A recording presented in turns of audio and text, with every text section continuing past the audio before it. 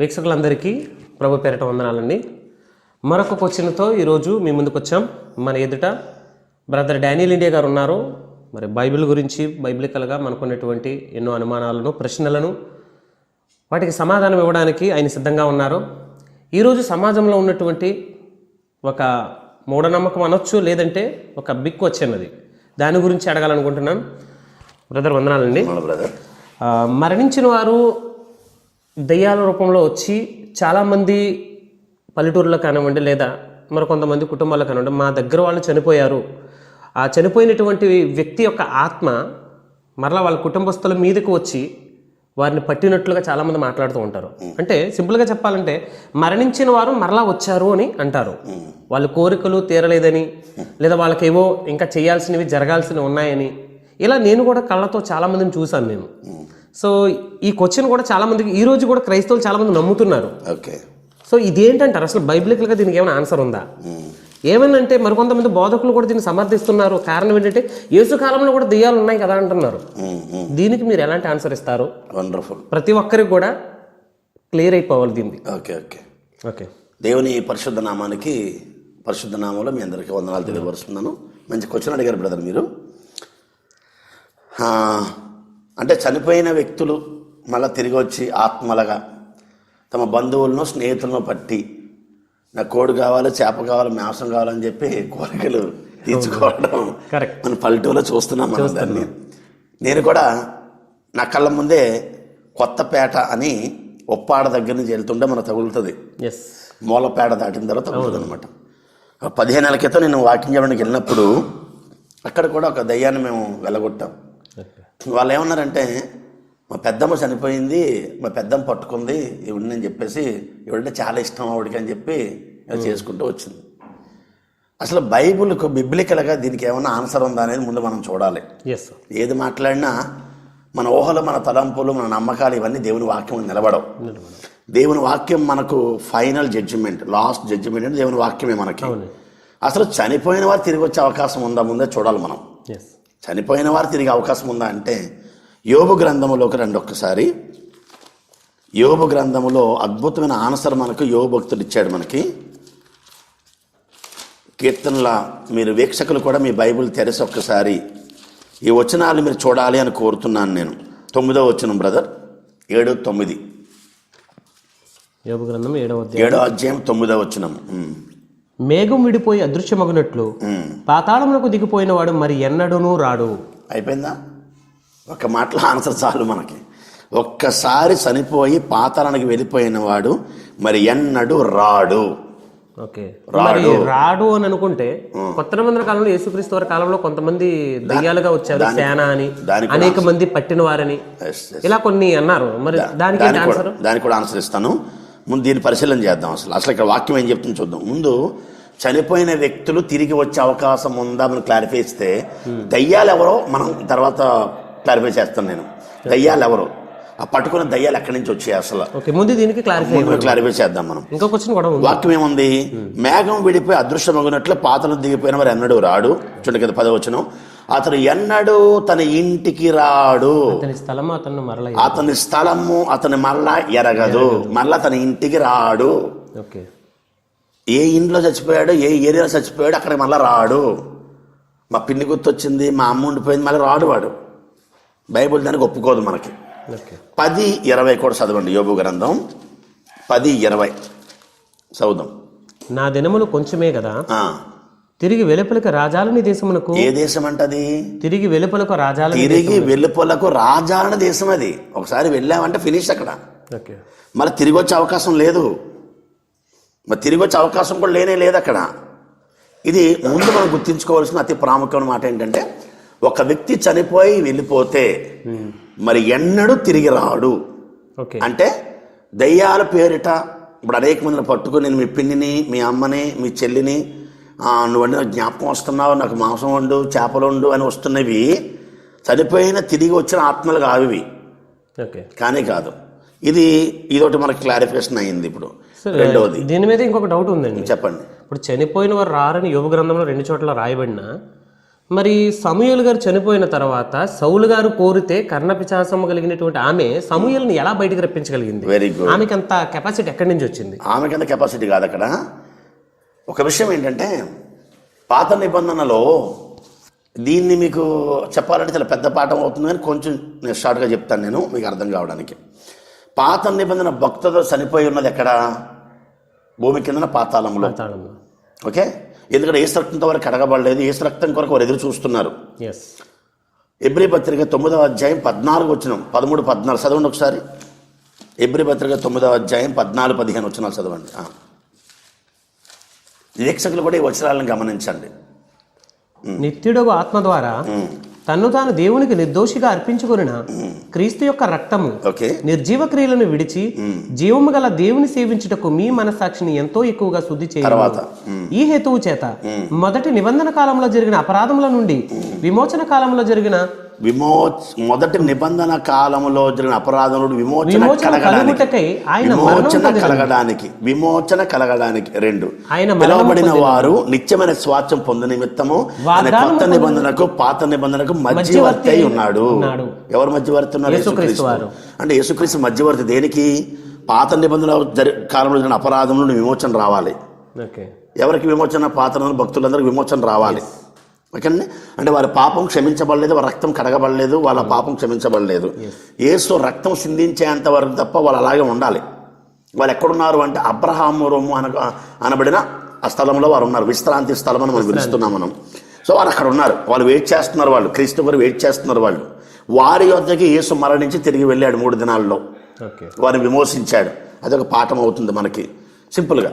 అంటే వీళ్ళందరూ ఇప్పుడు ఎక్కడున్నారంటే పాతాళంలోనే ఉన్నారు. వీళ్ళు పాతాళంలో ఒక భాగము, దాని పేరు ఏంటంటే అబ్రహాము రొమ్ము అనబడిన ప్రదేశం, నెమ్మది పొందిన స్థలం. అయితే ఒక మాట, యేసు ప్రభువు చనిపోయి తిరిగి లేచిన తర్వాత ఒక అద్భుతమైన మాట అన్నారు, గుర్తుందా మీకు? పరలోకమందును భూలోకమందును నాకు సర్వాధికారం ఇయ్యబడి ఉన్నది అన్నాడు.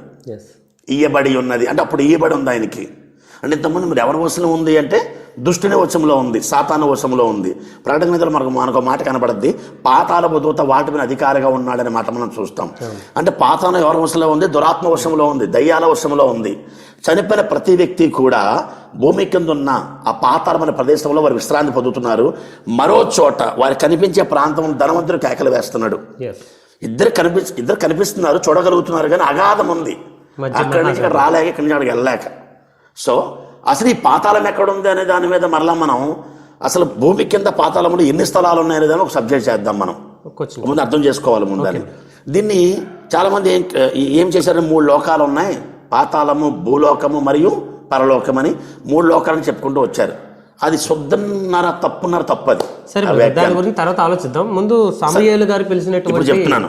ఇప్పుడు పాతాళంలో చెప్పాను ఇందాక, పాతాళంలో వీళ్ళందరూ వెయిట్ చేస్తున్నారని చెప్పాను నేను మీకు. పాతాళం ఎవరి వశంలో ఉంది? దురాత్మ వశంలో ఉంది. సో కింద కర్ణపిశాచి పిలుస్తుంది, సమూయేలుని పిలుస్తుంది. ఓకే, సమూయేలు వచ్చిన సమూయేలు కరెక్టే. సమూయేలు వచ్చిన వాడు నిజంగా సమూయేలే, మీరు మాట అనొచ్చు. ప్రవక్త మీద దానికి ఎలా అధికారం ఉందా అంటే బతికొండగా అధికారం లేదు. అతను చనిపోయి ఇప్పుడు పాతాళ వశంలో ఉన్నాడు. ఏ సత్యంతో కడగబడలేదు అతడు. క్రీస్తు రక్తం కొరకు ఎదురు చూస్తున్నారు వాళ్ళందరూ కూడా. తమ అపరాధముల నుండి వారు విమోచన పొందడానికి ఎదురు చూస్తున్నారు వీళ్ళు. వాళ్ళు అక్కడ ఉన్నారు. ఆ పాతాళమే వాడిది,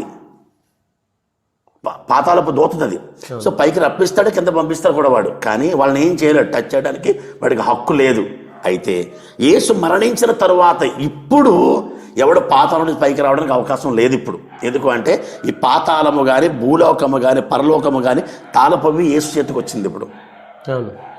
సర్వాధికారమైనకి అంతే కదా, ప్రభు చేతికి వచ్చింది ఇప్పుడు ఎవడు కూడా పాతాళం ఉండే వ్యక్తి మళ్ళీ భూలోకానికి వచ్చే అవకాశం లేదు, అసలు లేదు ఈ వాక్య ప్రకారంగా. ఇదొకటి మీకు క్లారిఫికేషన్ అయింది అనుకుంటున్నాను. ఇకపోతే వీరింత ప్రశ్న అడిగారు కదా, కొత్త నిబంధనలో ఈ దయ్యాలు ఎవరు, ఈ దురాత్మలు ఎవరు, ఈ సేనాపట్ని అంతా ఎవరు అన్నారు. ఈ సేనాపట్ని దయ్యాల గురించి మనకు వాక్యం ఏముంటుంది అక్కడ? మమ్మల్ని పాతాళమునకు పోనివద్దు అని బతిమాలుకున్నాయి. పాతాళమునకు పోనివద్దు దయచేసి, మా సమయం ఇంకా రాలేదు, మమ్మల్ని దయచేసి రానివద్దు అని. ఇవి నిస్సందేహంగా ఎవరంటే ఇవి దయ్యాలు. దయ్యాలు అంటే దేవుని యొద్ద నుండి పడిపోయిన దేవదూతలే దయ్యములు. ప్రభుత్వం ఒకప్పుడు కోట్లాది సైన్యం నుంచి మనకు తెలిసిన కథే. అవును. క్రైస్తవులందరికీ ఈజీగా తెలిసేది, మన దాని గురించి అంత వివరించక్కర్లేదు. ఈ పడిపోయిన దయ్యాలు, దురాత్మలు ప్రజలను బాధిస్తున్నాయి, ప్రజలను దుఃఖపెడుతున్నాయి, ప్రజల్ని ఇబ్బందికి గురి చేస్తున్నాయి. ఇవి మిమ్మల్ని మోసం చేయడానికి ఏం చేస్తాయంటే, మీ తాత పేరిటో మీ నాన్న పేరిటో వచ్చి మీ తాతను రా అంటుంది. అది ఓకే. అలా మనం ఎలా చెప్పగలం అంటారా? యోహాను సువార్త 8వ అధ్యాయంలో చదవండి ఒకసారి. మంచి అద్భుతమైన మాట యేసుప్రభువు వారు సాతాను గురించి, వాడి క్యారెక్టర్ గురించి చెప్పాడు ఆయన ఒకసారి.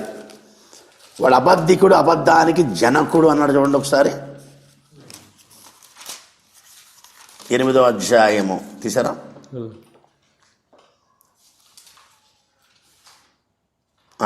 44వ వచనం. మీరు మీ తండ్రి యొక్క అపవాది సంబంధులు మీ తండ్రి దురాశలను నెరవేర్చగోరుచున్నారు. ఆది నుండి వాడు నరహంతకుడయుండి సత్యమందు నిలిచిన వాడు కాడు, వాని యందు సత్యమే లేదు. వాడు అబద్ధమాడినప్పుడు తన స్వభావం అనుసరించి మాట్లాడును. అసలు వాడు అబద్ధికుడు, అబద్ధానికి జనకుడై ఉన్నాడు. అసలు వాడు మాట్లాడింది నిజమని ఎందుకు అనుకోవాలి? ఇప్పుడు మనం చాలా మంది సేవకులు కూడా ఏం చేస్తారంటే, దయ్యాలను వెళ్ళగొట్టే అధికారం గల సేవకులు, దేవుని కార్యాలు చేస్తున్న వాళ్ళు ఉన్నారు, లేరు అని అంటలేదు. వాళ్ళు ఏం చేస్తున్నారు? తీసుకొచ్చింది ఎక్కడి నుంచి వచ్చావు అంటే, నేను వీళ్ళ పెద్దమ్మని, వీళ్ళ చిన్నమ్మని, అయితే ఇలా అది ఇది అని. ఈయన అంటాడు, చూసారా వాళ్ళ పెద్దమ్మ వచ్చి పట్టింది వదిలేసింది, లేకపోతే పలానా ఆత్మ పట్టింది, పలానా దేవత పట్టింది. అసలు వాడు అబద్ధికుడు, అబద్ధానికి జనకుడు, వాని సత్యమే లేదని బైబిల్ చెప్తుంది. అసలు వాడు అబద్ధాలు, అవన్నీ కూడా అబద్ధాలు అంతే, సత్యాలు కాదు. సత్యం మాడని యేసుక్రీస్తు కాదు కదా వాడు. సో అవి పడిపోయిన దయ్యాల, దురాత్మలు తప్ప చనిపోయి తిరిగి వచ్చిన వాళ్ళ బంధువుల ఆత్మలు కానే కావు. ఆ బంధువుల ఆత్మలు పైకి రావాలంటే ప్రభువైన యేసుక్రీస్తు యొక్క చేతిలో అధికారం ఉంది. ఎక్కడ కూడా కొత్త నిబంధనలో ఆయన తాళం తెరిచినట్టు ఆ బంధువులు పైకి రప్పించినట్టు బైబిల్లో మనకు కనబడదు. కొత్త నిబంధనలో మనకి అవకాశం లేనే లేదు. సో చనిపోయిన వారి ప్రాతాత్మగా తిరిగి వచ్చి మీ బంధువులుగా యాసం వేస్తుంది. ఎగ్జాక్ట్లీ ఖచ్చితంగా లేఖనాల ప్రకారం కావాలంటే దురాత్మలు, దయ్యాలే ప్రజలు మొత్తాన్ని పాతాళం నుండి వచ్చిన మాత్రం వాడికి తిరిగి వచ్చే అవకాశం లేనే లేదన్నమాట. అవకాశం లేనే లేదు అది. ఎందుకంటే పరలోకమైన భూలో సర్వాధికారం నాకు ఇవ్వబడి ఉన్నది అంటాడు ప్రభువైన యేసుక్రీస్తు. సో ఆ తాళభుజం ఆయన చేతిలో ఉంది, ఆయన అనుమతి ఇవ్వాలి అక్కడ అసలు. సో ఈ ప్రశ్నకు జవాబు వచ్చింది అనుకుంటున్నాను. చెప్పండి బ్రదర్. ఓకే బ్రదర్, దీని గురించి ఇంకా చాలా డౌట్లు ఉన్నాయండి. చెప్పండి. ఏంటంటే యేసుక్రీస్తు వారి కాలంలో వచ్చినటువంటి ఈ సేన దయ్యాలు కానివ్వండి, ఇవన్నీ కూడా మీరు అన్నట్లుగా పడిపోయిన దయ్యాలు అంతే. అసలు అవి ఈ రోజుల్లో కూడా పడతాయా? పడితే అవి ఇలాగే పీడిస్తాయా? ఎందుకు పట్టవు? ఎందుకంటే యేసుక్రీస్తు వారి కాలంలో దయ్యాలు వచ్చినప్పుడు, దయ్యాలు పట్టినప్పుడు వాళ్ళకి రోగాలు వచ్చినట్లుగా మేము చూసాం. అంటే చెవిటి అయిన మోగ దయ్యం కానీ, నడిమి వంగిపోయినటువంటి దయ్యం కానీ, అంటే దయ్యాలు అక్కడ రోగాలు కలిగించాయి. కానీ ఇక్కడ అలాంటి రోగాలు కలిగించలేదు. ఇక్కడ అల్లరి చేయడము, గెంతడము, విసిరేయడము ఇలాంటివి జరుగుతున్నాయి. అసలు దానికి దీనికి పొంతన ఎక్కడ ఉంది? అయితే నేను గ్రహించవలసిన మరొక విషయం ఉంది. సో ఇవి రోగాలు కలిగించడమే కాదు, దయ్యాలు చాలా రకాలు ఉంటాయి బ్రదర్. అది మీరు ముందు మనం తెలుసుకోవాల్సిన విషయం ఉంది. దయ్యాలు రాజ్యం ఎలా ఉంటుంది? ఇప్పుడు దేవుని రాజ్యంలో కొన్ని విధానాలు ఉన్నాయి కదా, దేవుడు ఏర్పాటు చేసే అధికారులు, సైన్యము, ప్రధాన అధికారులు, తర్వాత సుప్రీంస్ కింద ఇలా వాళ్ళలో కూడా కొన్ని డిపార్ట్మెంట్స్ ఉన్నాయి. 100% ఉన్నాయి. 10 రకాల డిపార్ట్మెంట్స్ ఉన్నాయి అట్లకి. దానిపైన 4 సుప్రీంస్ ఉంటారు. ఓకే, అందుకే సీక్రెట్ రాజ్యం గురించి పూర్తిగా తెలుసుకోవాలి ముందు మనం. వాడు ఎలా దాన్ని పరిపాలిస్తాడు, ఎలా చేస్తాడు అనేది. అయితే నేను చెప్తున్నాను, ఈ 10 రకాల డిపార్ట్మెంట్లో బలహీన పరుసు ఆత్మ అనే డిపార్ట్మెంట్ వేరు. వీటి పని ఏంటంటే మనుషులను బలహీనలుగా చేయడం, రోగాలు, వ్యాధులు కలిగించడం. ఈ అపవిత్రాత్మ ఉండే డిపార్ట్మెంట్ వేరు. న్యూడిటీ, ఈరోజు మూవీలో పోర్న్ కానీ, మూవీలు కానీ, సినిమాలు కానీ, అది కూడా దయ్యమంటారు. అది కూడా దురాత్మ. దాని పేరు అపవిత్రాత్మ, మనిషిని అపవిత్రం చేయడం. అందుకే అపవిత్రాత్మ పట్టిన వాడు ఒంటిపై బట్టలు ఉంచుకునేవాడు కాదు. అందుకే ఆత్మల ప్రపంచం గురించి ముందు అవగాహన కలిగి ఉండాలి. సో ఖచ్చితంగా వీడు దురాత్మలే, ఇవన్నీ కూడా దయ్యములే, మనిషిని పట్టి పీడిస్తున్నాయి, బంధిస్తున్నాయి. అందుకే ప్రభు వచ్చింది ఎందుకు అంటే బంధించబడిన వారిని విడిపించడానికి అంటాడు. చెరలో ఉన్న వారిని విడిపించడానికి అంటాడు. మరొక మాట ప్రభు అంటారు, గుర్తుందా మీకు? మొదట బలవంతుని బంధించకపోతే ఎలాగ అతని ఇంటిని దోసుకొనగలము అంటాడు. ఎవడి బలవంతుడు అంటే దురాత్మ. మనిషిని బంధించి పాపము చేత, అలవాట్ల చేత, చీకటి చేత, రకరకాల చేత బంధించి వాడిని అలాగే ఉంచి నరకాన్ని తీసుకెళ్తున్నాడు వాడు. దేవుని సేవకుడు వాళ్ళని విడిపించి సత్యంలో తీసుకొస్తున్నాడు. ఇది ఈ రోజు దురాత్మలు ఉన్నాయి, అవి పనిచేస్తున్నాయి, రెండో రాకడ వరకు ఉంటాయి. దేవుడు వాడికి తీర్పు తెచ్చబోతున్నాడు. కానీ అప్పట్లో రోగాలు ఏమి కలిగించట్లేదు కదా ఇప్పుడు ఎందుకు కలిగించట్లేదు బ్రదర్? ఎందుకు కలిగించట్లేదు? చాలా వరకు సమాజంలో చూసినవన్నీ ఏంటంటే ఇలా కేకలు వేయడం, విసిరేయడం, పేర్లు చెప్పడం ఇవే కనపడుతుంది ఎక్కువగా. అంటే అది ఎక్స్పోజ్ అవుతున్నాయి అంతే. అంతేనండి. అవి ఉన్నాయి. అయితే ఏంటంటే కొంతమంది కూడా వాటిని ఎక్స్పోజ్ చేస్తూ తామేదో కావాలని చేసినట్టుగా చేస్తున్నారు. Yes, exactly. కొంతమంది ఒక మాట చెప్తాను బ్రదర్, దయ్యాలు పట్టినట్టు యాక్ట్ చేసే వాళ్ళు కూడా ఉన్నారు. ఓకే, అంటే చాలా మంది డాక్టర్స్ కూడా అంటుంటారండి ఇది ఒక రోగము. ఏంటంటే మెంటల్గా వాళ్ళకి కొంచెం డిజార్డర్ ఉండడం వల్ల. అన్ని రోగాలు కాదు, అన్ని రోగాలు కాదు. అలాగైతే కొన్ని అయితే హాస్పిటల్కి వెళ్ళిన తగ్గని వ్యక్తుల్ని బాగు చేయడం నేను చూశాను. అది నేను కూడా చూశాను. హాస్పిటల్కి వెళ్ళినా వాళ్ళు ఎంత వైద్యం అందించినా సరే తక్కని వ్యక్తులను చూశాను. ఇంకో మాట చెప్తాను, పిచ్చి పెట్టి మెంటల్గా రోడ్డు మీద తిరుగుతుంటారు కొంతమంది, బట్టలు లేకుండా లేకపోతే మురికిగా ఉన్న వాళ్ళు స్వస్థపరచబడి దేవుని సేవలో ప్రజెంట్ ఉన్నారు. కొంతమంది బాగు చేయబడ్డారు, ప్రభు వారిని బాగు చేశాడు. సో అది బంధించబడ్డం అన్నమాట. అది సో మానసికమైనది ఉంది. అంటే హఠాత్తుగా చూడండి, ప్రేమించే వాళ్ళు హఠాత్తుగా చనిపోగానే వాళ్ళకి ఒక రకమైన షాకు గురి అయిపోయి వాళ్ళు అలా మారిపోతారు. అది కూడా ఉంది. అది మానసికమైన వ్యాధి. ఇది కూడా ఉంది. దీని మీద నేను ఒక వీడియో చేస్తాను. ఏంటంటే దురాత్మల ప్రపంచం గురించి వాళ్ళు ఎలా పనిచేస్తూ ఉంటాయి, మనుషులు ఎలా పడుతూ ఉంటాయి, ఎన్ని డిపార్ట్మెంట్స్ ఉంటాయి, దాని గురించి ఒక వీడియో చూస్తాను, చూడండి. ఖచ్చితంగా ఈ వీడియో కింద వాటిని దాని లింక్ తర్వాత ఇస్తాం మేము. వాటిని పరిశీలిస్తే సత్యం మీకు అర్థమవుతుంది. Thank you brother. చక్కగా దురాత్మల గురించి, అదేవిధంగా ఇప్పుడు పడుతున్నటువంటి దయ్యములు అని పిలువబడేటువంటి వాటి గురించి మంచి ఆన్సర్ ఇచ్చారు, మంచి వివరణ ఇచ్చారు. Thank you very much. మరి చూస్తున్నటువంటి ప్రేక్షకులు కూడా ఒకవేళ దీని మీద మీకు ఏమైనా కామెంట్స్ ఉంటే కామెంట్ సెక్షన్లో తెలియజేయండి. డౌట్స్ ఉంటే ఖచ్చితంగా దానికి రిప్లై ఇవ్వడానికి మేము ప్రయత్నిస్తాం. థ్యాంక్ యూ అందరికి కూడా. మా ఛానల్ను సబ్స్క్రైబ్ చేయండి, షేర్ చేయండి, మీ అమూల్యమైన సలహాలను కామెంట్ రూపంలో తెలియజేయండి. బెల్ ఐకాన్ ప్రెస్ చేయడం ద్వారా మా లేటెస్ట్ అప్డేట్స్ని పొందుకోవచ్చు. Thanks for watching.